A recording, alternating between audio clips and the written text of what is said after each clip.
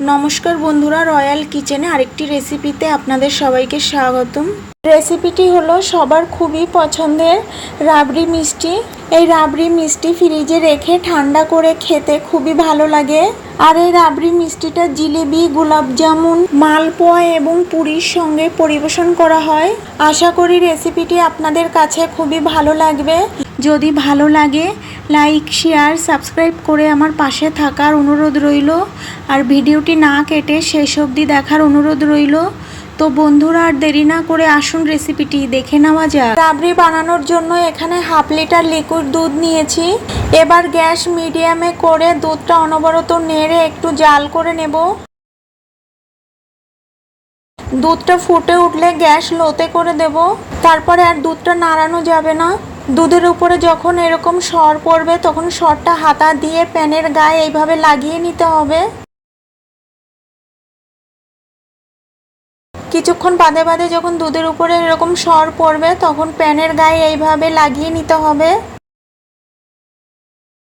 আর মাঝে মাঝে দুধটা এইভাবে নাড়িয়ে নিতে হবে, নইলে দুধটা কড়াইয়ের তলায় লেগে পুড়ে যাবে। একটু বাদে বাদে যখনই দুধের উপরে সর পড়বে এইভাবে প্যানের গায়ে লাগিয়ে নিতে হবে। সরটা যত বেশি মোটা হবে রাবড়ি ততটাই বেশি ভালো হবে। এবার আধা ঘন্টা পরে দেখাচ্ছি, দুধটা শুকিয়ে ঘন এবং অল্প হয়ে গেছে। এবার এর মধ্যে দিয়ে দেব 2 চামচ চিনি। চিনি দিয়ে নাড়িয়ে চিনিটা গলিয়ে নেব। দেব সুন্দর একটা ফ্লেভারের জন্য 2 চিমটে মতো এলাচের গুঁড়ো।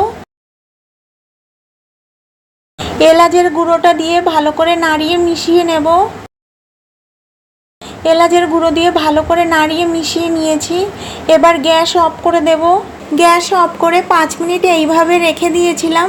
এবার প্যানের গায়ে যে সরটা আছে ছুরি দিয়ে এইভাবে পিস করে কেটে নেব। যেহেতু এটা ননস্টিকের কড়াই তাই খুব সাবধানে কেটে নিতে হবে।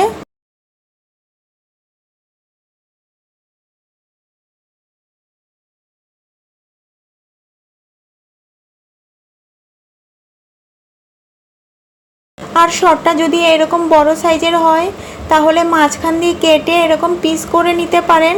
এবার হাতা দিয়ে সরটা দুধের মধ্যে দিয়ে দেব।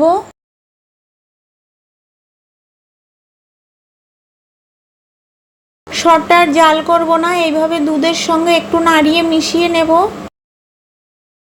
এইভাবে বাড়িতে বানালে কমেন্ট বক্সে জানাতে একেবারেই ভুলবেন না। আর পাশে থাকা বেল আইকনটি ক্লিক করে রাখবেন। এতে করে যখনই কোনো নতুন ভিডিও আপলোড দেব সর্বপ্রথম আপনার মোবাইলে পৌঁছে যাবে। সবাই ভালো থাকবেন, সুস্থ থাকবেন। আর আমার এই ভিডিওটা শেষ অবধি দেখার জন্য আপনাদেরকে অনেক অনেক ধন্যবাদ।